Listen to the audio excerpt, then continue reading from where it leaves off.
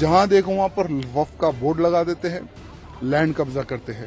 हमारे तेलंगाना में जो शमशाबाद एयरपोर्ट है ना, वो एयरपोर्ट टोटली 5,500 एकड़ में वो पूरा एयरपोर्ट है, जिसमें से 1100 एकड़ लैंड ये अपना बताते हैं। तेलंगाना में ऐसे कई बड़े बड़े 5 स्टार होटल्स है, उसको ये लोग नोटिस भेजते हैं कि ये लैंड हमारा है। नमस्ते, सत श्री अकाल। ਤੁਸੀਂ ਦੇਖ ਰਹੇ ਹੋ ਰਿਤਮ ਪੰਜਾਬੀ ਤੇ ਮੈਂ ਹਾਂ ਸ਼ਿਵਾਨੀ ਅਰੋੜਾ। ਤੇ ਤੁਹਾਡੇ ਨਾਮ ਤੇ ਤੁਹਾਡਾ ਘਰ ਹੋਵੇ ਜਿਸ 'ਚ ਤੁਸੀਂ ਬਚਪਨ ਤੋਂ ਰਹਿੰਦੇ ਆ ਰਹੇ ਹੋ ਤੇ ਕਿਸੇ ਦਿਨ ਕੋਈ ਅਣਜਾਣ ਬੰਦਾ ਤੁਹਾਡੇ ਘਰ ਆਵੇ ਤੇ ਕਹੇ ਕਿ ਇਹ ਘਰ ਜਾਂ ਫਿਰ ਇਹ ਜ਼ਮੀਨ ਮੇਰੀ ਹੈ, ਤਾਂ ਤੁਹਾਨੂੰ ਕਿਵੇਂ ਤਾਂ ਲੱਗੇਗਾ? ਗੁੱਸਾ ਆਵੇਗਾ, ਅਜੀਬ ਲੱਗੇਗਾ ਕਿ ਆਖਿਰ ਕੋਈ ਅਣਜਾਣ ਬੰਦਾ ਕਿਵੇਂ ਤੁਹਾਡੇ ਘਰ ਆ ਕੇ ਉਸ ਤੇ ਆਪਣਾ ਹੱਕ ਜਮਾ ਸਕਦਾ ਹੈ, ਕੋਈ ਕਿਵੇਂ ਤੁਹਾਡੀ ਜ਼ਮੀਨ ਨੂੰ ਆਪਣਾ ਕਹਿ ਸਕਦਾ ਹੈ। ਇਸ ਤਰ੍ਹਾਂ ਦੀ ਹੀ ਇੱਕ ਸੰਸਥਾ ਸਾਡੇ ਦੇਸ਼ ਵਿੱਚ ਵੀ ਮੌਜੂਦ ਹੈ ਜੋ ਕਈ ਸਾਲਾਂ ਤੋਂ ਆਪਣਾ ਹੱਕ ਦੂਜਿਆਂ ਦੀਆਂ ਜ਼ਮੀਨਾਂ ਤੇ ਜਮਾਉਂਦੀਆਂ ਆ ਰਹੀਆਂ ਹਨ, ਜਿਸ ਦਾ ਨਾਮ ਹੈ ਵਕਫ ਬੋਰਡ। ਇਹ ਉਹ ਬੋਰਡ ਹੈ ਜਿਸ ਨੇ ਛੋਟੀ ਮੋਟੀ ਜ਼ਮੀਨ ਤਾਂ ਗੱਲ ਦੂਰ ਦੀ ਹੈ, ਤਾਜ ਮਹਿਲ ਵਰਗੇ ਅਜੂਬੇ ਨੂੰ ਵੀ ਵਕਫ ਕਰਾਰ ਦੇ ਦਿੱਤਾ ਸੀ। ਮੰਦਰਾਂ ਤੋਂ ਲੈ ਕੇ ਲੋਕਾਂ ਦੇ ਘਰ ਤੱਕ ਆਪਣਾ ਹੱਕ ਜਮਾਉਣ ਤੇ ਕੋਈ ਕਸਰ ਨਹੀਂ ਛੱਡੀ। ਇਹ ਵਕਫ ਬੋਰਡ ਤਾਂ ਇਹੋ ਜਿਹਾ ਹੈ ਕਿ ਜੇਕਰ ਇਹ ਕਿਸੇ ਜ਼ਮੀਨ ਤੇ ਆਪਣਾ ਹੱਕ ਜਮਾ ਦਿੰਦਾ ਹੈ ਤਾਂ ਸੁਪਰੀਮ ਕੋਰਟ ਵੀ ਇਸ ਖਿਲਾਫ ਫੈਸਲਾ ਨਹੀਂ ਸੁਣਾ ਸਕਦਾ। ਹੁਣ ਤੁਸੀਂ ਸੋਚ ਰਹੇ ਹੋਵੋਗੇ ਕਿ ਆਖਿਰ ਇਹ ਵਕਫ ਹੈ ਕੀ? ਵੈਸੇ ਤਾਂ ਕਾਫੀ ਦਿਨਾਂ ਤੋਂ ਇਹ ਸ਼ਬਦ ਦੇਸ਼ ਵਿੱਚ ਚਰਚਾ ਦਾ ਵਿਸ਼ਾ ਬਣਿਆ ਹੋਇਆ ਹੈ, ਪਰ ਤੁਹਾਡੀ ਜਾਣਕਾਰੀ ਲਈ ਦੱਸ ਦਈਏ ਕਿ ਵਕਫ ਸ਼ਬਦ ਅਰਬੀ ਸ਼ਬਦ ਤੋਂ ਆਇਆ ਹੈ। ਵਕਫ ਦਾ ਅਰਥ ਹੈ ਅੱਲਾ ਦੇ ਨਾਮ ਤੇ, ਭਾਵ ਉਹ ਜ਼ਮੀਨਾਂ ਜੋ ਕਿਸੇ ਵਿਅਕਤੀ ਜਾਂ ਸੰਸਥਾ ਦੇ ਨਾਮ ਤੇ ਨਹੀਂ ਹਨ, ਇਸ ਨੂੰ ਨਾ ਹੀ ਵੇਚਿਆ ਜਾ ਸਕਦਾ ਹੈ ਤੇ ਨਾ ਹੀ ਖਰੀਦਿਆ।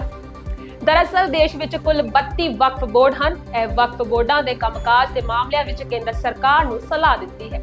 ਸਾਲ 1995 ਵਿੱਚ ਵਕਫ ਐਕਟ ਵਿੱਚ ਬਦਲਾਅ ਵੀ ਕੀਤਾ ਗਿਆ ਅਤੇ ਹਰ ਸੂਬੇ ਤੇ ਕੇਂਦਰ ਸ਼ਾਸਿਤ ਪ੍ਰਦੇਸ਼ ਵਿੱਚ ਵਕਫ ਬੋਰਡ ਬਣਾਉਣ ਦੀ ਮਨਜ਼ੂਰੀ ਦਿੱਤੀ ਗਈ ਹੈ। ਦੇਸ਼ ਵਿੱਚ ਵਕਫ ਬੋਰਡ ਕੋਲ ਕੁੱਲ 8.7 ਏਕੜ ਜ਼ਮੀਨ ਹੈ ਜੋ ਕਿ 1.2 ਲੱਖ ਕਰੋੜ ਰੁਪਏ ਦੇ ਕਰੀਬ ਹੈ, ਜਿਸ ਵਿੱਚ ਸਭ ਤੋਂ ਜ਼ਿਆਦਾ ਉੱਤਰ ਪ੍ਰਦੇਸ਼, ਫਿਰ ਪੱਛਮੀ ਬੰਗਾਲ ਤੇ ਫਿਰ ਪੰਜਾਬ ਅਤੇ ਤਮਿਲਨਾਡੂ ਵਿੱਚ ਹੈ। ਇਹਨਾਂ ਜ਼ਮੀਨਾਂ 'ਚ ਜ਼ਿਆਦਾਤਰ ਹਿੱਸਿਆਂ ਵਿੱਚ ਮਸਜਿਦ ਅਤੇ ਕਬਰਿਸਤਾਨ ਹਨ। ਤੁਹਾਡੀ ਜਾਣਕਾਰੀ ਲਈ ਦੱਸ ਦਈਏ ਕਿ ਸਾਡੇ ਦੇਸ਼ ਵਿੱਚ ਜੇਕਰ ਰੇਲਵੇ ਤੇ ਰੱਖਿਆ ਵਿਭਾਗ ਦੀ ਪ੍ਰਾਪਰਟੀ ਤੋਂ ਬਾਅਦ ਕਿਸੇ ਕੋਲ ਸਭ ਤੋਂ ਵੱਧ ਪ੍ਰਾਪਰਟੀ ਹੈ ਕਿ ਜਾਇਦਾਦ ਹੈ, ਉਹ ਹੈ ਵਕਫ ਬੋਰਡ। ਇੰਨੀ ਜਾਇਦਾਦ ਹੋਣ ਦੇ ਬਾਵਜੂਦ ਵੀ ਇਹ ਬੋਰਡ ਦੂਜੀਆਂ ਜ਼ਮੀਨਾਂ ਤੇ ਆਪਣਾ ਹੱਕ ਜਮਾਉਂਦਾ ਹੈ। ਭਾਰਤ ਵਿੱਚ ਇਸ ਤਰ੍ਹਾਂ ਦਾ ਬੋਰਡ ਸਿਰਫ ਮੁਸਲਿਮ ਧਰਮ ਲਈ ਬਣਾਇਆ ਗਿਆ ਹੈ, ਹੋਰ ਕਿਸੇ ਧਰਮ ਲਈ ਨਹੀਂ। ਪਰ ਆਖਿਰਕਾਰ ਦੇਸ਼ ਵਿੱਚ ਇਹੋ ਜਿਹੇ ਬਿੱਲ ਦੀ ਕੀ ਲੋੜ ਸੀ? ਜੇਕਰ ਲੋੜ ਵੀ ਸੀ ਤਾਂ ਸਿਰਫ ਇੱਕ ਹੀ ਧਰਮ ਲਈ। ਤੁਹਾਨੂੰ ਇਹ ਵੀ ਦੱਸ ਦਈਏ ਕਿ ਇਸ ਬਿੱਲ ਦੀ ਸ਼ੁਰੂਆਤ ਉਸ ਸਰਕਾਰ ਦੇ ਸਮੇਂ ਸ਼ੁਰੂ ਹੋਈ ਸੀ ਜਿਸ ਨੇ ਸਾਡੇ ਦੇਸ਼ ਨੂੰ ਬਰਬਾਦ ਕਰਨ 'ਚ ਕੋਈ ਵੀ ਕਸਰ ਨਹੀਂ ਛੱਡੀ, ਜਿਸ ਦੇ ਕਾਰਜਕਾਲ ਦੌਰਾਨ ਵੱਡੇ ਘੁਟਾਲੇ ਹੋਏ ਸਨ। ਜੀ ਹਾਂ, ਤੁਸੀਂ ਸਹੀ ਸੋਚ ਰਹੇ ਹੋ, ਕਾਂਗਰਸ ਸਰਕਾਰ ਦੇ ਸਮੇਂ ਤੇ। ਉਹੀ ਸਰਕਾਰ ਜਿਹੜੀ ਹੁਣ ਸੰਵਿਧਾਨ ਨੂੰ ਆਪਣੇ ਹੱਥਾਂ 'ਚ ਲੈ ਕੇ ਬਿਨਾਂ ਉਸ ਬਾਰੇ ਜਾਣੇ, ਬਿਨਾਂ ਉਸ ਨੂੰ ਪੜ੍ਹੇ ਦੇਸ਼ ਤੇ ਸਵਾਲ ਉਠਾਉਂਦੀ ਨਜ਼ਰ ਆਉਂਦੀ ਹੈ। संविधान की रक्षा हम करेंगे, हमारी constitution long live, our constitution long live. Nehru ਦੇ ਸਮੇਂ ਤੋਂ ਬਣੇ ਇਸ ਬਿੱਲ ਦਾ ਇਸਤੇਮਾਲ ਦੇਸ਼ ਵਿੱਚ ਗਲਤ ਤਰੀਕੇ ਨਾਲ ਕੀਤਾ ਜਾ ਰਿਹਾ ਹੈ ਤੇ ਹੁਣ ਆਖਿਰਕਾਰ ਇੰਨੇ ਸਾਲਾਂ ਬਾਅਦ ਵਕਫ ਸੋਧ ਬਿੱਲ 2024 8 ਅਗਸਤ ਨੂੰ ਲੋਕ ਸਭਾ ਵਿੱਚ ਪੇਸ਼ ਕੀਤਾ ਗਿਆ, ਜਿਸ ਤੇ ਦਿੱਲੀ ਸ਼ੀਆ ਮੁਸਲਿਮ ਪਰਸਨਲ ਲਾਅ ਬੋਰਡ ਨੇ ਪ੍ਰਧਾਨ ਮੰਤਰੀ ਨਰਿੰਦਰ ਮੋਦੀ ਦਾ ਧੰਨਵਾਦ ਵੀ ਕੀਤਾ। ਉਹਨਾਂ ਨੇ ਕੀ ਕਿਹਾ, ਇਹ ਸੁਣੋ। जो डिसीजन आपने लिया है सर वक्फ एक्ट पे सर, हम उसका स्वागत करते हैं सर। आपने सर, और इस पे हम क्लैपिंग करके आपको इस बात का अप्रिशिएट करते हैं कि आपने बड़ी मर्दानगी से, बड़ी जिदाई से इस स्टेप को लिया। ਲੇਕਿਨ ਕੇਂਦਰ ਸਰਕਾਰ ਭਾਵੇਂ ਕੋਈ ਵੀ ਬਿੱਲ ਲਿਆਵੇ ਜਾਂ ਦੇਸ਼ 'ਚ ਕੋਈ ਵੀ ਬਦਲਾਅ ਕਰੇ, ਪਰ ਇਹ ਵਿਰੋਧੀ ਧਿਰ ਕਦੇ ਵੀ ਸਰਕਾਰ ਤੇ ਸਵਾਲ ਉਠਾਉਣ ਤੋਂ ਪਿੱਛੇ ਨਹੀਂ ਹਟਦੀ। ਵਕਫ ਬਿੱਲ ਨੂੰ ਪੇਸ਼ ਕਰਨ ਦੌਰਾਨ ਵੀ ਕੁਝ ਅਜਿਹਾ ਹੀ ਹੋਇਆ। ਸਰਕਾਰ ਤੇ ਧਾਰਮਿਕ ਭਾਵਨਾਵਾਂ ਨੂੰ ਠੇਸ ਪਹੁੰਚਾਉਣ ਦਾ ਦੋਸ਼ ਲਾਇਆ ਗਿਆ। ਜੇਪੀਸੀ ਬੈਠਕ ਦੀ ਮੰਗ ਕੀਤੀ ਗਈ। ਇਹਨਾਂ ਨੂੰ ਇਹ ਲੱਗਿਆ ਕਿ ਸਰਕਾਰ ਇਹਨਾਂ ਦੀ ਗੱਲ ਕਿੱਥੇ ਸੁਣੇਗੀ, ਪਰ ਹੋਇਆ ਬਿਲਕੁਲ ਪੁੱਠਾ। ਇਹ ਵਿਰੋਧੀ ਧਿਰ ਦਾ ਨਿਸ਼ਾਨਾ ਇਹਨਾਂ ਤੇ ਹੀ ਭਾਰੀ ਪੈ ਗਿਆ। ਦਰਅਸਲ ਸੰਸਦ ਵਿੱਚ ਵਿਰੋਧੀ ਧਿਰ ਵੱਲੋਂ ਕਈ ਸਵਾਲ ਉਠਾਏ ਗਏ, ਜਿਸ ਤੋਂ ਬਾਅਦ ਵਿਰੋਧੀ ਧਿਰ ਨੇ ਸੰਯੁਕਤ ਸੰਸਦੀ ਕਮੇਟੀ ਬਿਠਾਉਣ ਦੀ ਮੰਗ ਕੀਤੀ। ਵਿਰੋਧੀ ਧਿਰ ਦੀ ਮੰਗ ਨੂੰ ਧਿਆਨ ਵਿੱਚ ਰੱਖਦੇ ਹੋਏ ਇਸ ਕਮੇਟੀ ਨੂੰ ਬਿਠਾਉਣ ਦਾ ਫੈਸਲਾ ਵੀ ਕੀਤਾ ਗਿਆ। ਵਿਰੋਧੀ ਧਿਰ ਦੀ ਮੰਗ ਤੇ ਧਿਆਨ ਦਿੰਦੇ ਹੋਏ ਇਸ ਬਿੱਲ ਨੂੰ ਸੰਯੁਕਤ ਸੰਸਦੀ ਕਮੇਟੀ ਜੇਪੀਸੀ ਕੋਲ ਭੇਜਣ ਦਾ ਜਿਹੜਾ ਫੈਸਲਾ ਲਿਆ ਹੈ ਉਹ ਇਸ ਨਜ਼ਰੀਏ ਤੋਂ ਸਹੀ ਕਦਮ ਹੈ, ਕਿਉਂਕਿ ਇਸ ਕਮੇਟੀ ਵਿੱਚ ਉਸ ਦੇ ਵਿਸਥਾਰ ਨਾਲ ਅਤੇ ਪਾਰਟੀਬਾਜ਼ੀ ਵਾਲੀ ਸਿਆਸਤ ਤੋਂ ਉੱਪਰ ਉੱਠ ਕੇ ਵਿਚਾਰ ਚਰਚਾ ਹੋ ਸਕੇਗੀ। ਇਸ ਨਾਲ ਸਭ ਤੋਂ ਵੱਡਾ ਲਾਭ ਇਹ ਹੋਵੇਗਾ ਕਿ ਕਿਸੇ ਕੋਲ ਵੀ ਇਹ ਬਹਾਨਾ ਨਹੀਂ ਰਹਿ ਜਾਵੇਗਾ ਕਿ ਇਹ ਅਹਿਮ ਬਿੱਲ ਬਿਨਾਂ ਬਹਿਸ ਤੇ ਕਾਹਲੀ ਵਿੱਚ ਪਾਸ ਕਰਵਾ ਲਿਆ ਗਿਆ ਸੀ ਅਤੇ ਕੋਈ ਗੱਲ ਨਹੀਂ ਸੁਣੀ ਗਈ। ਹੁਣ ਵਿਰੋਧੀ ਧਿਰ ਦੀ ਇਸ ਸ਼ਿਕਾਇਤ ਤੋਂ ਦੂਰ ਕੀਤਾ ਜਾਵੇਗਾ। ਦੱਸ ਦਈਏ ਕਿ ਜੇਪੀਸੀ ਵਿੱਚ AIMIM ਆਗੂ ਆਸਦੁਦੀਨ ਓਵੈਸੀ ਅਤੇ ਕਾਂਗਰਸ ਦੇ ਸੰਸਦ ਮੈਂਬਰ ਇਮਰਾਨ ਮਸੂਦ ਵਰਗੀਆਂ ਪ੍ਰਮੁੱਖ ਹਸਤੀਆਂ ਸ਼ਾਮਲ ਹੋਣਗੀਆਂ।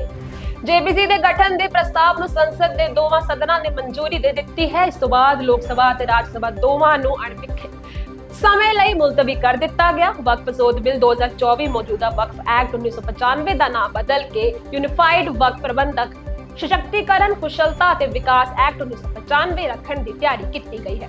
ਵਕਫ ਬਿੱਲ ਦੀ ਸਮੀਖਿਆ ਕਰਨ ਲਈ ਇੱਕ 31 ਮੈਂਬਰ ਸੰਯੁਕਤ ਸੰਸਦੀ ਕਮੇਟੀ ਜੇਪੀਸੀ ਦੀ ਸਥਾਪਨਾ ਕੀਤੀ ਗਈ ਹੈ। ਕਮੇਟੀ ਵਿੱਚ ਲੋਕ ਸਭਾ ਤੋਂ 21 ਅਤੇ ਰਾਜ ਸਭਾ ਤੋਂ 10 ਮੈਂਬਰ ਹੋਣਗੇ। ਕਮੇਟੀ ਦੇ ਗਠਨ ਦਾ ਐਲਾਨ ਕਰਦਿਆਂ ਕੇਂਦਰੀ ਮੰਤਰੀ ਕਿਰਨ ਰਿਜੀਜੂ ਨੇ ਸ਼ੁੱਕਰਵਾਰ ਨੂੰ ਕਿਹਾ, ਭਾਰਤੀ ਜਨਤਾ ਪਾਰਟੀ ਦੇ ਲੋਕ ਸਭਾ ਮੈਂਬਰ ਜਗਦੰਬਿਕਾ ਪਾਲ ਵਕਫ ਬਿੱਲ ਦੀ ਜਾਂਚ ਲਈ ਸਾਂਝੀ ਸੰਸਦੀ ਕਮੇਟੀ ਦੀ ਅਗਵਾਈ ਕਰਨਗੇ।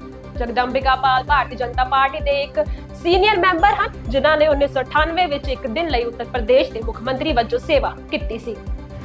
ਕੀ ਹੈ ਜੇਪੀਸੀ ਅਤੇ ਕਦੋਂ ਇਸ ਤੇ ਬੈਠਕ ਹੋਈ ਸੀ, ਆਓ ਤੁਹਾਨੂੰ ਦੱਸਦੇ ਹਾਂ। ਸੰਯੁਕਤ ਸੰਸਦੀ ਕਮੇਟੀ ਭਾਵ ਜੇਪੀਸੀ ਲੋਕ ਸਭਾ ਅਤੇ ਰਾਜ ਸਭਾ ਦੇ ਸੰਸਦ ਮੈਂਬਰਾਂ ਨੂੰ ਮਿਲਾ ਕੇ ਬਣਾਈ ਜਾਂਦੀ ਹੈ। ਜੇਪੀਸੀ ਕਿਸੇ ਵਿਸ਼ੇਸ਼ ਵਿਸ਼ੇ ਜਾਂਚ ਲਈ ਸੰਸਦ ਦੇ ਇੱਕ ਸਦਨ ਦੁਆਰਾ ਪ੍ਰਸਤਾਵ ਪਾਸ ਕਰਕੇ ਤੇ ਦੂਜੇ ਸਦਨ ਦੁਆਰਾ ਇਸ ਦੀ ਸਹਿਮਤੀ ਪ੍ਰਦਾਨ ਕਰਕੇ ਜਾਂ ਦੋਵੇਂ ਸਦਨਾਂ ਦੇ ਪ੍ਰਧਾਨਗੀ ਅਧਿਕਾਰਾਂ ਵਿਚਕਾਰ ਸੰਪਰਕ ਰਾਹੀਂ ਸਥਾਪਿਤ ਕੀਤੀ ਜਾਂਦੀ ਹੈ। ਇਸ ਦੇ ਮੈਂਬਰ ਜਾਂ ਤਾਂ ਸਦਨਾਂ ਦੁਆਰਾ ਚੁਣੇ ਜਾਂਦੇ ਹਨ ਜਾਂ ਆਪਣੀ ਪ੍ਰੀਜ਼ਾਈਡਿੰਗ ਅਫਸਰਾਂ ਦੁਆਰਾ ਨਾਮਜ਼ਦ ਕੀਤੇ ਜਾਂਦੇ ਹਨ। ਜੇਪੀਸੀ ਕੋਲ ਕਿਸੇ ਵੀ ਮਾਮਲੇ ਦੀ ਜਾਂਚ ਦੇ ਸਾਰੇ ਅਧਿਕਾਰ ਹੁੰਦੇ ਹਨ। ਹੁਣ ਤੱਕ ਦੇਸ਼ ਵਿੱਚ ਘੁਟਾਲਿਆਂ ਦੀ ਜਾਂਚ ਲਈ ਪਿਛਲੇ 37 ਸਾਲਾਂ ਵਿੱਚ 4 ਵਾਰ ਜੇਪੀਸੀ ਦਾ ਗਠਨ ਕੀਤਾ ਗਿਆ ਹੈ। ਤੇ ਹੈਰਾਨੀ ਦੀ ਗੱਲ ਇਹ ਹੈ ਕਿ ਇਹਨਾਂ 4 ਬੈਠਕਾਂ 'ਚ ਹਰ ਵਾਰ ਕਾਂਗਰਸ ਦੇ ਘੁਟਾਲੇ ਸਾਹਮਣੇ ਆਏ ਹਨ। ਫਿਰ ਭਾਵੇਂ ਉਹ ਬੋਫੋਰਸ ਘੁਟਾਲਾ ਹੋਵੇ ਜਾਂ ਫਿਰ 2G ਸਕੈਮ ਜਾਂ ਫਿਰ ਕਾਮਨਵੈਲਥ ਗੇਮਸ। ਖੈਰ, ਹੁਣ ਜੇ ਗੱਲ ਕੀਤੀ ਜਾਵੇ ਜੇਪੀਸੀ ਦੀ, ਤਾਂ ਅਜਿਹੀਆਂ ਕਮੇਟੀਆਂ ਦੀਆਂ ਮੀਟਿੰਗਾਂ ਕਿਉਂਕਿ ਜਨਤਕ ਤੌਰ ਤੇ ਨਹੀਂ ਹੁੰਦੀਆਂ, ਇਸ ਲਈ ਮੰਨਿਆ ਜਾਂਦਾ ਹੈ ਕਿ ਉਹਨਾਂ ਵਿਚਕਾਰ ਚਰਚਾਵਾਂ ਕਿਤੇ ਵਧੇਰੇ ਗੰਭੀਰ ਤਰੀਕੇ ਨਾਲ ਹੁੰਦੀਆਂ ਹਨ। ਹੁਣ ਵੇਖਣਾ ਬੜਾ ਦਿਲਚਸਪ ਹੋਵੇਗਾ ਕਿ ਜੇਪੀਸੀ ਦੀ ਇਸ ਬੈਠਕ ਤੇ ਵਿਰੋਧੀ ਧਿਰ ਦੇ ਨੇਤਾ ਤੇ ਸੱਤਾਧਾਰੀ ਨੇਤਾ ਕੀ ਫੈਸਲਾ ਲੈਂਦੇ ਹਨ ਤੇ ਇਸ ਵਿੱਚ ਕੀਤੀਆਂ ਸੌਦਾ 'ਚ ਕੋਈ ਬਦਲਾਅ ਕੀਤਾ ਜਾਂਦਾ ਹੈ ਜਾਂ ਨਹੀਂ, ਜਾਂ ਫਿਰ ਉਹ ਕੋਈ ਆਮ ਸਹਿਮਤੀ ਕਾਇਮ ਕਰ ਪਾਉਂਦੀ ਹੈ ਜਾਂ ਨਹੀਂ। ਇਸ ਤੇ ਆਈ ਸਾਰੀ ਜਾਣਕਾਰੀ ਅਸੀਂ ਤੁਹਾਡੇ ਨਾਲ ਰਿਤਮ ਪੰਜਾਬੀ ਤੇ ਸਾਂਝੀ ਕਰਦੇ ਰਹਾਂਗੇ। ਧੰਨਵਾਦ।